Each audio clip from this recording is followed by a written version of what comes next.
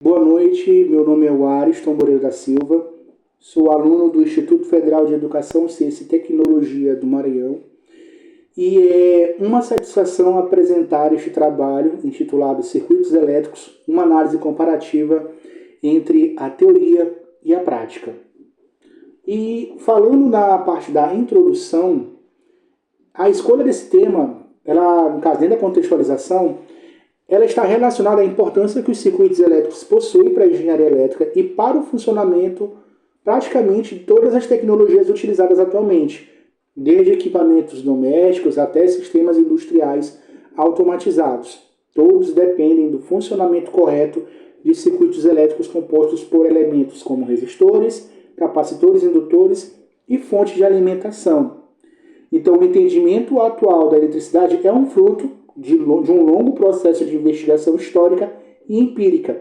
E para entendermos isso, precisamos entender o conceito de circuitos elétricos, do qual Alexander Sádico ele definiu como a interconexão de diversos elementos resistivos, capacitivos, indutivos e também fontes de geração, de geradores, sendo a base do funcionamento de qualquer dispositivo eletrônico, podendo ser classificado em circuito de corrente contínua, cujas tensões e correntes elas não variam com o tempo, e circuito de corrente alternada, cujas grandezas elas variam periodicamente. Por isso é que o estudo de circuitos elétricos ele ocupa um lugar fundamental na formação do engenheiro eletricista.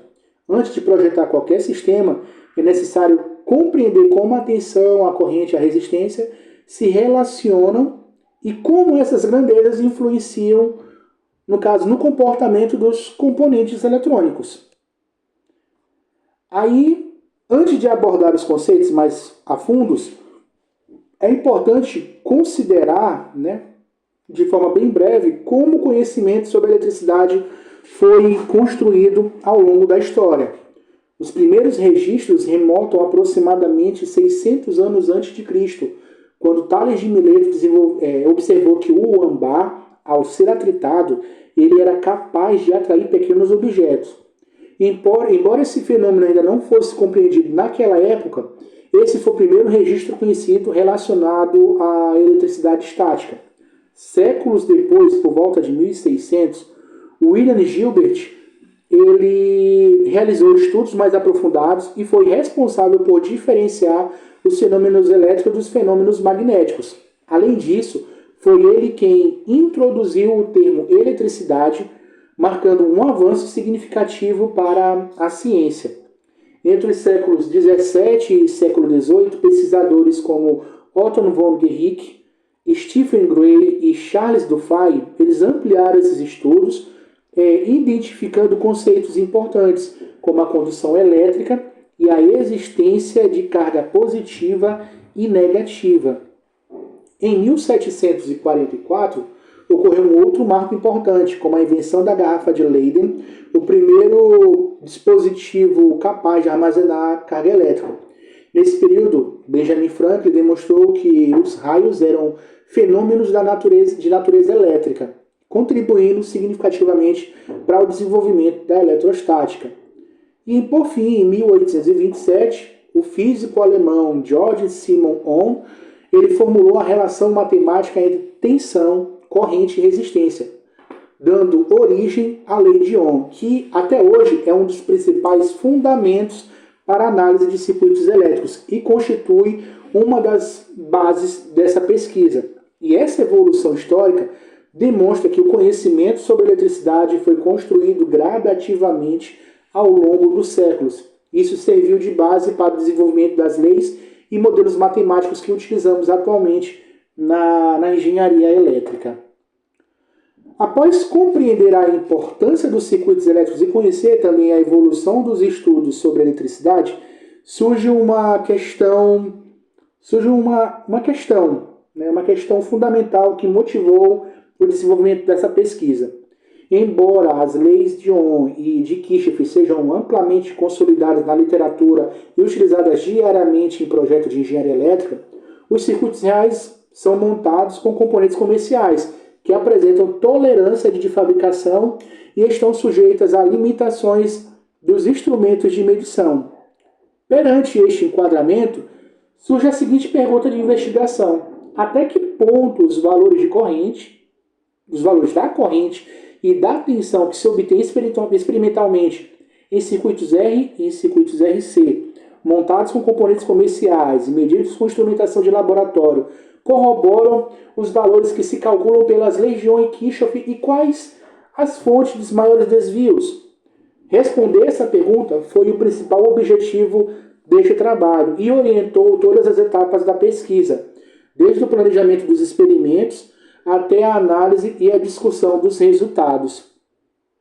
Após definir a problemática, no caso, né, a pergunta-problema, o problema da pesquisa, é importante compreender por que esse estudo foi desenvolvido e qual a contribuição para a engenharia elétrica, né? Então, aqui nós temos a parte da justificativa, onde diz o quê? Que os circuitos elétricos constituem a base praticamente em todos os sistemas eletrônicos utilizados atualmente. Equipamentos residenciais, sistemas industriais, dispositivos médicos e tecnologias de automação dependem diretamente do funcionamento adequado de componentes como resistores, capacitores e indutores. Entretanto, durante a formação acadêmica, os estudos da lei de Ohm e de Kirchhoff costumam ser realizados inicialmente de forma predominantemente teórica. Embora essa abordagem seja essencial, ela nem sempre permite que o estudante compreenda como os circuitos se comportam em situações reais. E é justamente nesse ponto que a prática de laboratório se torna indispensável. Ao montar os circuitos e realizar as medições, o aluno consegue compreender os resultados previstos pelos métodos matemáticos, pelos modelos matemáticos, como aqueles obtidos experimentalmente, identificando fatores como tolerância dos componentes, pequenas variações, até mesmo erros de medições, e dessa forma, essa pesquisa buscou aproximar a teoria da prática por meio da montagem, simulação e análise dos circuitos resistivos e resistivo capacitivo, utilizando componentes comerciais e comparando os resultados experimentalmente com os cálculos teóricos e depois com as simulações realizadas na plataforma TICAD, que eu vou explicar mais à frente. Assim, além de validar na prática as leis de Ohm de Kirchhoff, o trabalho contribuiu para fortalecer o processo de ensino-aprendizagem em circuitos elétricos, demonstrando a importância da experimentação como ferramenta de formação do futuro engenheiro. Aí nós entramos nos objetivos gerais, né? Já definimos a problemática e entendemos a justificativa, o passo seguinte é definir os objetivos que orientam o desenvolvimento deste trabalho. E o objetivo geral consistiu em realizar uma abordagem teórica, né, dos circuitos resistivos e circuito resistivo e capacitivo, e posteriormente validar esses conhecimentos por meio de experimentos laboratoriais, verificando na prática a aplicação das leis de Ohm e de Kirchhoff. Então, para alcançar esses objetivos, foram definidos 4 objetivos específicos. Entre eles, posso citar o primeiro, que é estudar as teorias que envolvem a construção e o comportamento dos elementos de um circuito elétrico, buscar, nas análises experimentais, um comparativo entre a teoria e a prática, montar os circuitos R e RC para análises laboratoriais, medir a corrente no resistor e o tempo de carga no circuito RC. Portanto, esses objetivos eles serviram como um roteiro para toda a pesquisa, desde a revisão bibliográfica até a realização dos experimentos, análise dos resultados e elaboração das conclusões. Aí, neste capítulo agora, onde eu apresento o referencial teórico, ele fundamenta todo o desenvolvimento do trabalho. Primeiramente, vamos entender o conceito de circuito elétrico, já dito no início da introdução, né, por Alexandre Sádico, que é uma interconexão de diversos elementos, como resistores, capacitores, indutores e geradores. E nós temos aqui apresentados na imagem, né, no slide, alguns elementos que fazem parte desse circuito. O resistor, que tem a função de limitar a passagem de corrente, dissipando energia na forma de calor. O capacitor, que é responsável pelo armazenamento temporário de energia em campo elétrico, sendo muito utilizado em filtragem, temporização e estabilização de sinal. O indutor, que armazena energia em campo magnético e é bastante empregado em circuitos de potência, filtros e sistemas eletrônicos. E a fonte de tensão, que é responsável por fornecer energia necessária para o funcionamento do circuito. Além disso, os circuitos eles podem ser classificados em circuito de corrente contínua, como eu citei na introdução, e em corrente alternada. E esses conceitos eles são fundamentais para o desenvolvimento deste trabalho. Aí nós temos as leis fundamentais, após conhecer os elementos básicos. Nós vamos conhecer os elementos fundamentais, as leis fundamentais, e nós temos aqui as leis de Ohm e as leis de Kirchhoff. A lei de Ohm, que foi formulada pelo próprio cientista e físico George Simon Ohm em 1827, ele estabeleceu duas leis. A primeira lei, né, ela estabelece que a tensão é igual à resistência pela corrente, e ela é representada por U igual a R vezes I, e essa equação ela permite calcular qualquer uma das grandezas, quando as outras duas são conhecidas. E também temos a segunda lei, né? Ela apresenta a relação da resistência elétrica em função da resistividade do material, do comprimento e do condutor e da área de sua seção transversal.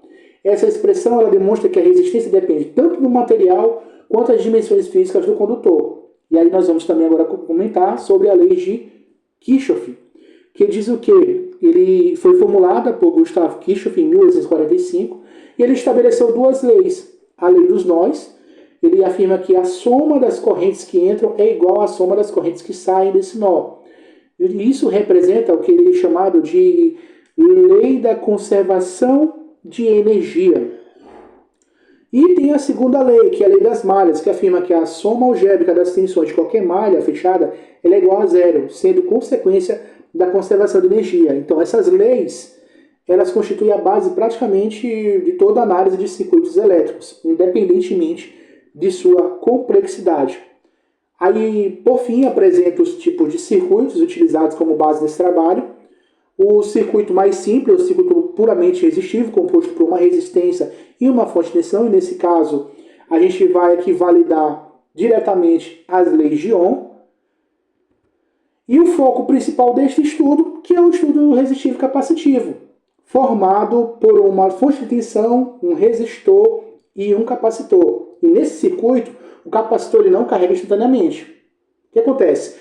Durante o processo de carga, a tensão e a carga elétrica aumentam exponencialmente, enquanto a corrente ela diminui exponencialmente.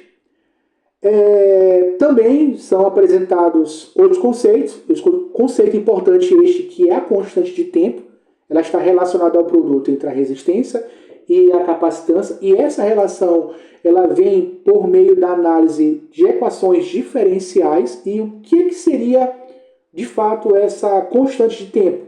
Ela é o tempo necessário que o capacitor precisa para atingir 63,2% da sua carga máxima. E esse parâmetro é essencial para compreender a dinâmica do circuito.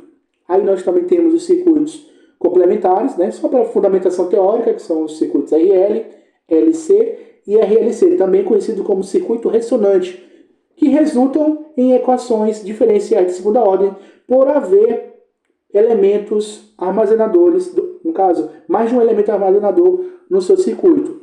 No caso, o circuito RL, ele é um circuito de primeira ordem, é uma exceção. Mas ela não entra na análise dessa pesquisa. Como podem ver na imagem, a presença de dois circuitos que serão utilizados no desenvolvimento desse trabalho. E agora falando na metodologia, né, aqui a gente tem algumas análises, como foram desenvolvidos os métodos utilizados na pesquisa. E em relação à classificação da pesquisa, ela é caracterizada como exploratória descritiva. Por quê? Pois ela busca compreender o comportamento dos circuitos elétricos por meio da comparação entre os circuitos teóricos e os resultados experimentalmente. O método utilizado foi o teórico experimental, uma vez que inicialmente foi realizado um levantamento bibliográfico para fundamentar o estudo e posteriormente foram executados experimentos práticos em laboratórios. Com relação à natureza dos dados, a pesquisa é quantitativa, por exemplo, foram realizadas medições das grandezas elétricas, como tensão e corrente, permitindo a análise numérica dos resultados. E as fontes utilizadas foram bibliografia e documental, no caso, artigos. As principais fontes foram bibliografias e documentos, artigos. Aí nós vamos entrar na parte de procedimento, que é a parte experimental. Os ensaios eles foram realizados no laboratório da UFESA, no campus Angicos. Os materiais utilizados foram resistores, capacitores, geradores de tensão, multímetros, fios condutores e protoboard. Uma complementação disso foi o uso da ferramenta Tinkercad, e a comparação foi utilizado para fechar todo esse eixo um processo que ele distinguiu chamado de triangulação de dados, que é a comparação entre os resultados teóricos, simulados e práticos. Falando da ferramenta de apoio do Tinkercad, né, que é uma plataforma online desenvolvida pela Autodesk, embora ela seja uma ferramenta de desenvolvimento de modelos tridimensionais em CAD, o Tinkercad também possui um ambiente dedicado à aplicação, à simulação de circuitos elétricos analógicos e digitais. E essa ferramenta, ela permite montar circuitos virtualmente, realizar testes de funcionamento, medir tensão e corrente e identificar possíveis erros antes mesmo da montagem física. Uma das principais vantagens observadas é que ela é uma plataforma gratuita, intuitiva e de fácil utilização, tornando-se um excelente recurso tanto para o ensino quanto para a aprendizagem de circuitos elétricos. Além disso, o software ele elimina a necessidade do estudante, né, possuir todos os componentes eletrônicos fisicamente, reduzindo custos e facilitando o processo de aprendizagem, especialmente nas fases iniciais da formação. Então, nesse trabalho, o Tinkercad foi utilizado para validar os circuitos antes da montagem, no caso em laboratório, possibilitando a comparação entre os resultados simulados e os resultados obtidos experimentalmente. E nesta primeira parte, né, os ensaios com os circuitos o objetivo foi verificar experimentalmente a primeira lei de Ohm, que estabelece que a tensão é diretamente proporcional à corrente elétrica para uma resistência constante. O circuito foi montado em uma protoboard, utilizando uma fonte de alimentação ajustável, de 0 a 10 volts, e foram realizados 4 experimentos, variando apenas o valor da resistência, como pode ser visto, resistores de 10 a 47 kΩ. Então, para cada resistor foi aplicado a tensão de 1 a 10 volts, nesses intervalos de 1 e 1 volt, e foi medido a corrente elétrica com o multímetro, e dessa forma obteve-se 10 pontos experimentais para cada ensaio. E nos resultados foram observados exatamente o comportamento previsto pela lei de Ohm. Pode-se notar que o resistor de 10 kΩ ele teve maior corrente, ou seja, por ele ser menor resistência. Os resistores de 22 e 32 já têm a corrente decrescente, proporcionado pelo aumento da resistência, e o resistor de 47 kΩ, que teve uma menor corrente, ou seja, apresentou maior resistência. E esses resultados confirmaram a relação inversamente proporcional entre a resistência e a corrente elétrica, que é apresentado no gráfico a seguir, né, que vocês podem observar. Na sequência, foram realizados os experimentos utilizando circuitos RC, compostos por um resistor e um capacitor. Enquanto o resistor limita a corrente, o capacitor tem a capacidade de armazenar energia elétrica temporariamente durante o processo de carga. Ao todo, foram realizados 6 experimentos, buscando analisar 3 aspectos principais. Primeiro, a quantidade de carga. Segundo, o tempo para atingir a carga máxima. E terceiro, analisar a constante de tempo, o valor que foi necessário a tensão atingir o valor de regime. E esses experimentos foram divididos em 2 grupos distintos. O primeiro grupo, ele manteve a variação da resistência, ou seja, ele manteve um capacitor fixo, e o objetivo foi isolar o efeito da resistência sobre o tempo de carga do capacitor. O grupo 2 teve uma variação da capacitância, né, mas foi mantido fixo o resistor, e o objetivo é isolar o efeito da capacitância sobre o tempo de carga. E aí nós temos aqui apresentado o gráfico do comportamento mantendo o capacitor fixo e aqui mantendo o resistor fixo, como pode-se observar os valores diferentes para a constante de tempo. E esse trabalho, né, falando agora das considerações finais, esse trabalho permitiu um comparativo entre a teoria e a prática, né, validando as primeiras leis de Ohm e a constante de tempo, e a coerência também utilizando a ferramenta Tinkercad, confirmando a confiabilidade dos experimentos. E aqui foram as referências utilizadas nessa pesquisa. Muito obrigado pela atenção.